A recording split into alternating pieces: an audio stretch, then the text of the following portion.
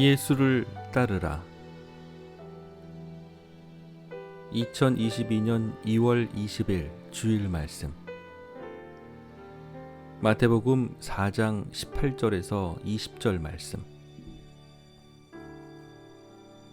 갈릴리 해변에 다니시다가 두 형제 곧 베드로라 하는 시몬과 그의 형제 안드레가 바다에 금을 던지는 것을 보시니 그들은 어부라. 말씀하시되 나를 따라오라. 내가 너희를 사람을 낚는 어부가 되게 하리라 하시니 그들이 곧 그물을 버려두고 예수를 따르니라.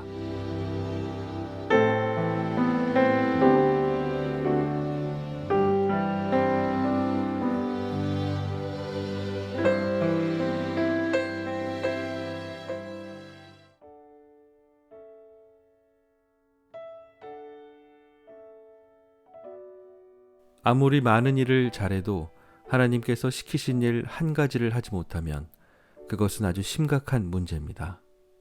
반대로 하나님이 원하시는 일 한 가지를 하면 다른 많은 일을 잘하지 못해도 하나님께 상을 받습니다. 예수님이 이 땅에서 하신 모든 일은 오직 하나님의 말씀에 순종한 결과였습니다.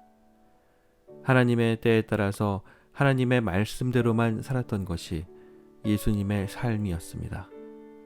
그러자 하나님께서 예수님의 이름을 모든 이름 위에 뛰어나게 하셔서 만물을 예수님께 굴복하게 하셨습니다.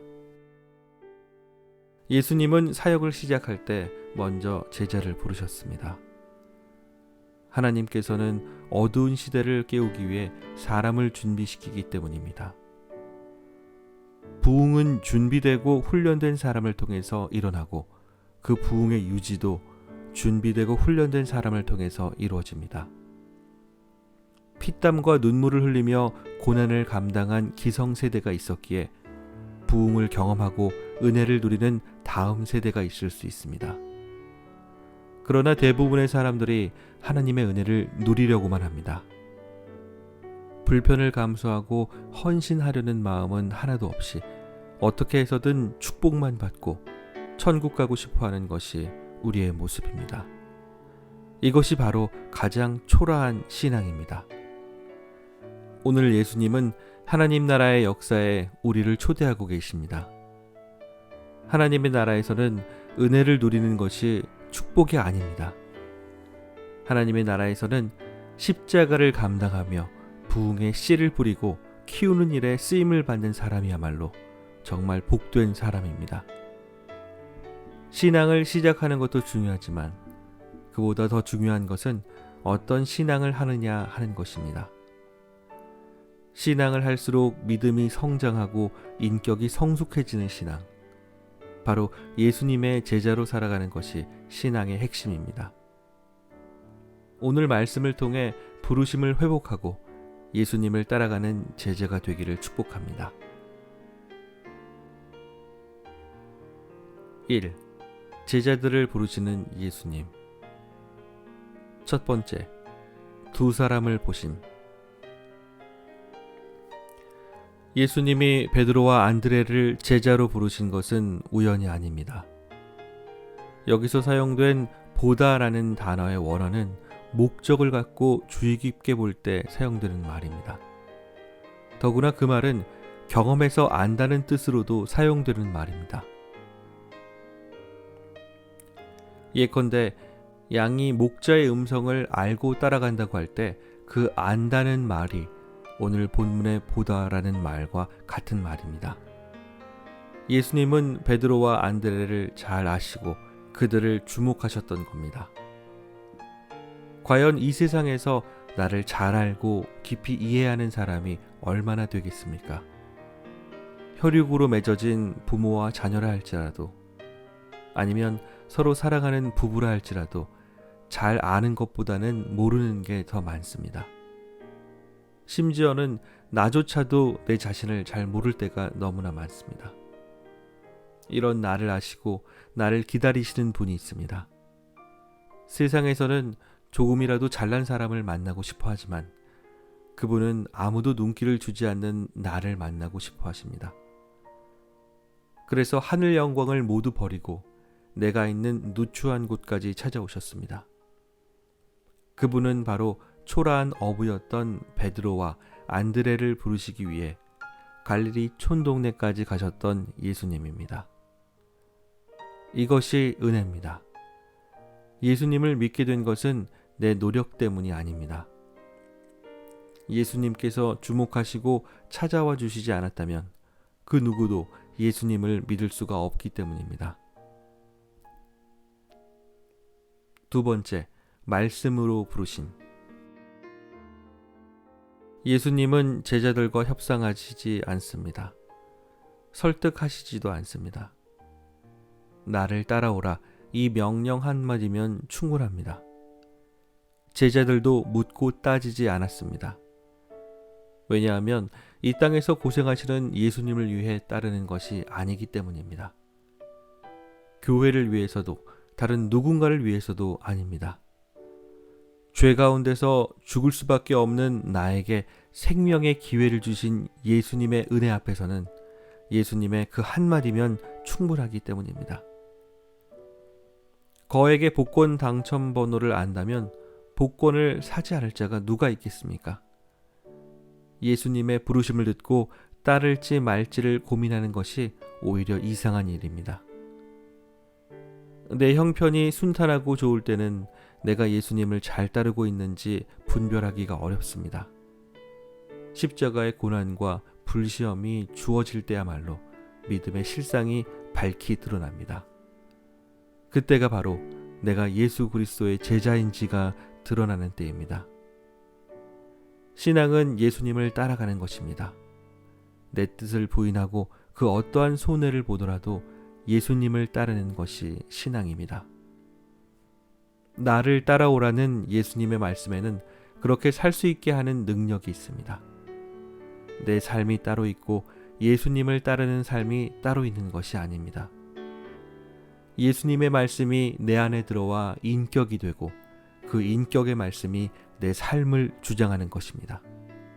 이것이 예수님을 따르는 방법입니다. 예수님을 따르면 사람을 낚는 어부가 되도록 그 일을 예수님께서 성취하시겠다는 것이 예수님의 약속입니다. 하나님의 비전은 내 계획과 노력으로 이룰 수 있는 것이 아닙니다.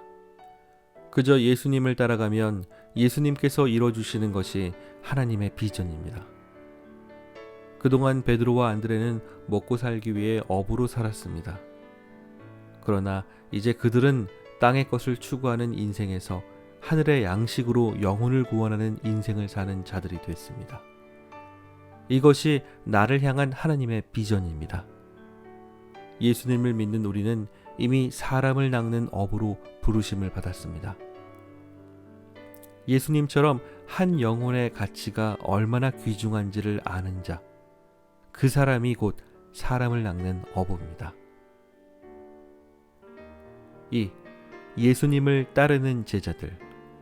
첫 번째, 말씀을 들음.